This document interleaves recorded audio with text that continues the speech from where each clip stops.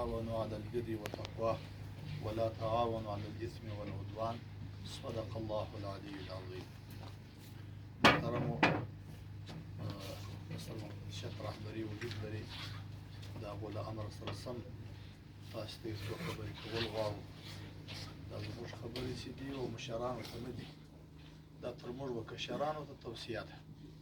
الله تبارک وتعالی دې وکړي چې دا زموږ ستاسې ناستې او دا زموږ ستاسې اداره او دا زموږ ستاسې کار بنا پر یو بصیرت باندې روان ده، پر بصیرت باندې چې وي تر قیامته پورې چې څو دلته موږ یو.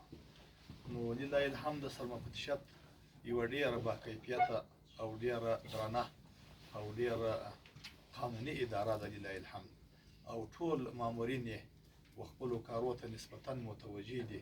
خو دا غواړو چې نور هم سي متوجه سي، غواړو چې نور هم خپلو کارونه معیاري کړي، دا غواړو چې نور هم خپل د بهتر سپېڅلي کړي، دا غواړو چې نور هم په اطاعت کې محکم واوسي، د خپلې رهبري او مشرتابه اطاعت ته لبیک ووایي په هر وخت کې. ځکه دا یو کار دی، یو ډېر عمیق کار دی، یو ډېر اوږد کار دی، یو ډېر او د حوصلې سره کار ده. دا کار د پوهاوي کار ده، دا کار که درته ووایم علمي کار دی، یوه اندازه مسلکي کار ده.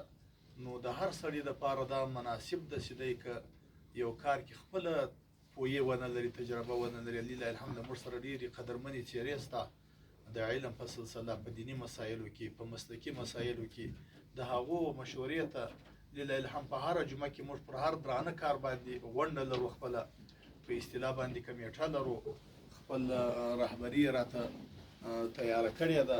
نو د هغې په خاطر باندې موږ غواړو چې مشکل کارونه په تفاهم باندې حل کړو، په اصولي چوکاټ کې یې حل کړو، ټول اړخونه یې وسنجوو تر څو په کار کې ښه شفافیت راسي، په دې کار کې ښه رهنمایي وسي، د دې کار ښه وړتیا په ملګرو کې پیدا سي.